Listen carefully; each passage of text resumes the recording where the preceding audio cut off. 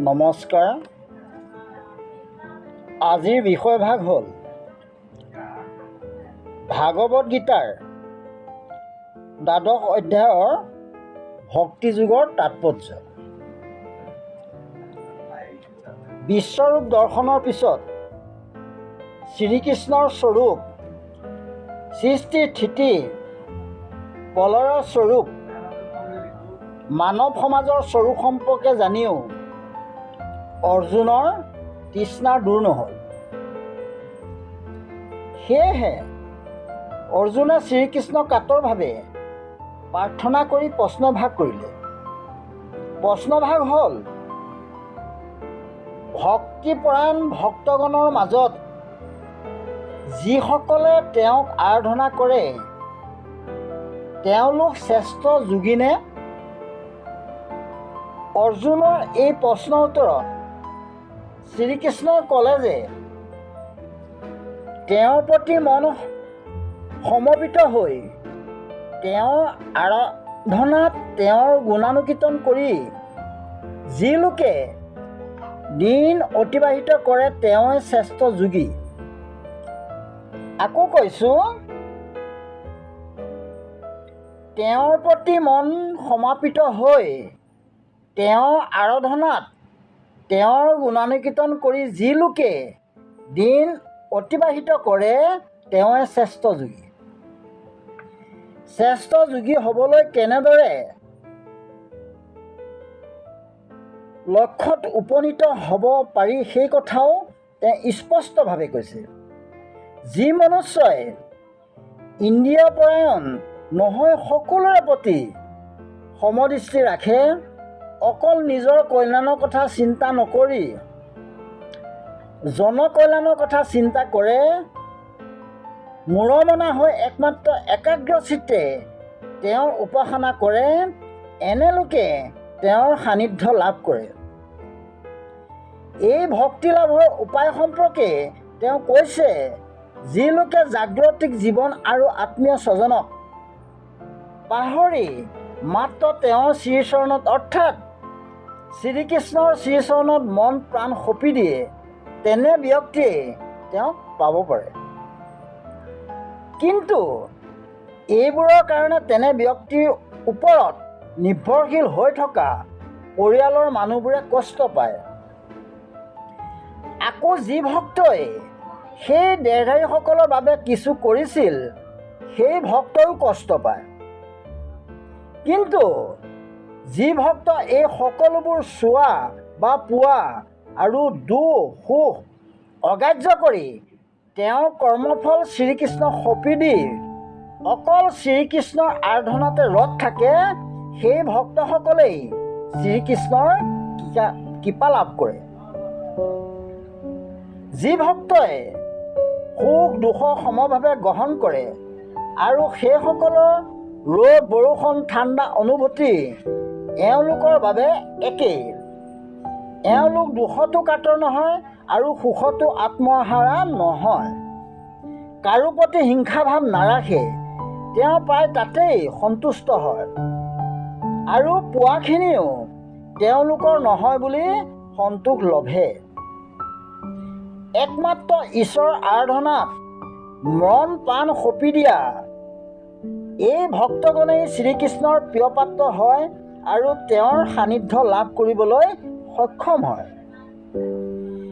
শ্ৰীকৃষ্ণই অৰ্জুনক কৈছে যে একেদিনাই এনে ভাৱ কাৰো মনত জাগ্ৰত নহয়, কাৰণ দেহধাৰী মনুষ্যগণ মহামোহত আবদ্ধ হৈ থাকে। এই ধৰণৰ মনোভাৱ দূৰ কৰিবলৈ অনুশীলনৰ প্ৰয়োজন। দীৰ্ঘদিনৰ প্ৰচেষ্টাৰ অন্ততহে মানুহে মায়ামোহৰ পৰা পৰিত্ৰাণ পাব পাৰে। যদি কোনো ব্যক্তি ইয়াক কৰিবলৈ সমৰ্থ নহয়, তেতিয়া তেওঁলোকে নিজৰ কৰ্মফল শ্ৰীকৃষ্ণক সঁপি দি নিৰ্দেশিত কৰ্মৰ ৰত হৈ থাকে। তেতিয়াও শ্ৰীকৃষ্ণই সৰ্বদাই তেওঁলোকৰ ওচৰত থাকিব। ভক্তিযুগত শ্ৰীকৃষ্ণই সেয়েহে অৰ্জুনক তেওঁৰ নিৰ্দেশমতে কৰ্ম কৰিবলৈ কৈছিল। আৰু কৰ্মফলো তেওঁকেই অৰ্পণ কৰিবলৈ কৈছিল। পদ এভাগত কোৱা হৈছে, কলিকালে নামৰূপে কৃষ্ণয় অৱতাৰ, নামহতে হয় সব জগত উদ্ধাৰ।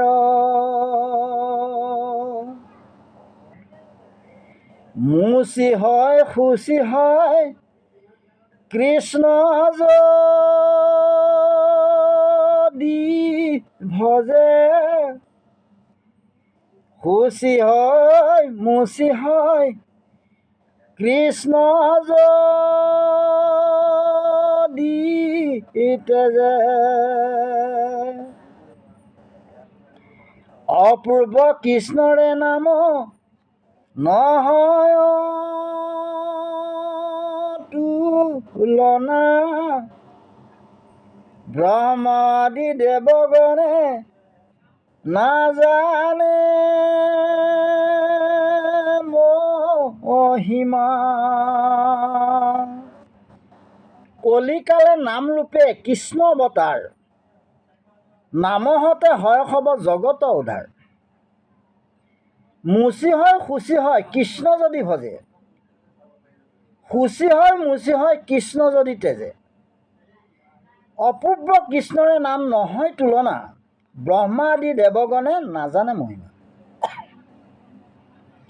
ভক্তি যুগত শ্ৰীকৃষ্ণই সেই অৰ্জুনক তেওঁৰ নিৰ্দেশমতে কাম কৰিবলৈ কৈছিল। তেওঁৰ কৰ্মফলো তেওঁতে অৰ্পণ কৰিবলৈ কৈছিল। ভক্তি যুগৰ মূল কথা হ'ল কোনো ধৰণৰ আসক্তি নাৰাখি সুখ দুখ হিংসা সকলোকে সমান দৃষ্টিৰে চাই একমাত্ৰ কৃষ্ণৰ বাদে আন কাৰো চিন্তা মন মগজুত স্থান নিদিয়াকৈ তেওঁৰ চিন্তাত তেওঁৰ আৰাধনাতে সকলো সময়তে মন প্ৰাণ সঁপি দিয়ে, তেওঁকেই পোৱা যায়।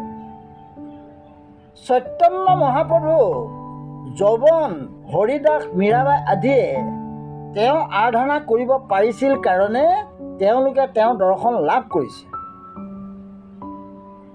শাস্ত্ৰপাঠ বা শাস্ত্ৰগ্ৰন্থ ঘৰত ৰাখিলে কৃষ্ণ লাভ নহয়, কাৰণ তাৰ মাজতো কিছু ভাৱনা বা চিন্তা থাকে। সেইটো হ'ল, যদি ঘৰত গীতা শাস্ত্ৰ ৰখা হয় তেন্তে পুণ্য হ'ব, যদি গীতাপাঠ শুনা হয় তেতিয়াও পুণ্য হ'ব, যদি পিতৃ মাতৃৰ শ্ৰাদ্ধ অনুষ্ঠানত গীতা ব্ৰাহ্মণক দান কৰা হয় তেতিয়াও পুণ্য হ'ব। এনেধৰণৰ ভাৱ চিন্তাৰ বশৱৰ্তী হৈ আমি বুজো বা নুবুজো তেনে ভাৱনাৰে গীতা ঘৰত ৰাখোঁ, গীতা পাঠ কৰোঁ আৰু গীতা শুনো। কৃষ্ণক লাভ কৰিবলৈ হ'লে গীতাৰ মৰ্মাৰ্থ বুজিব লাগিব আৰু দেহধাৰীসকলৰ কথা চিন্তা নকৰি একমাত্ৰ সেই পৰম আৰাধ্য শ্ৰীকৃষ্ণৰ মনৰ সকলো চিন্তা ভাৱনাৰ মাজত আনিব লাগিব। আকৌ কৈছোঁ, কৃষ্ণক লাভ কৰিবলৈ হ'লে গীতাৰ মৰ্মাৰ্থ বুজিব লাগিব আৰু দেহধাৰীসকলৰ কথা চিন্তা নকৰি একমাত্ৰ সেই পৰম আৰাধ্য শ্ৰীকৃষ্ণৰ মনৰ সকলো চিন্তা ভাৱনাৰ মাজত আনিব লাগিব। এই ভাৱনা মনৰ মাজত স্থাপন কৰি সকলো শ্ৰীকৃষ্ণৰ চৰণত অৰ্পণ কৰি যিজনে শ্ৰীকৃষ্ণৰ চৰণত শৰণাপন্ন হয় সেইজনে কৃষ্ণক লাভ কৰিব পাৰিব।